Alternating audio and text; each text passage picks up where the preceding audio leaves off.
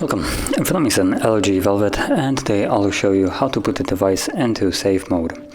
And to get started, simply hold power key, and when you see the boot options, you want to hold power off. So we'll bring up the safe mode menu right here, giving you also a quick little guide to turn off safe mode, and the phone will restart, whatever. Let's tap on turn on, and like I said, it's going to reboot the device, and once it's back on, the device will be then in safe mode.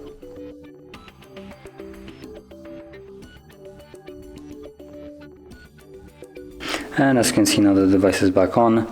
It is in safe mode, which is visible right over here.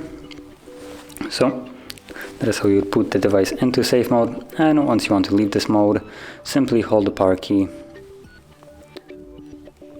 And this time around, all you need to do is press on power off and restart. And when it's back on to Android, it will be then back in the normal mode.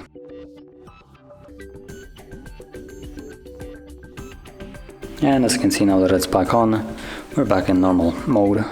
So, if you found this video helpful, don't forget to hit like, subscribe, and thanks for watching.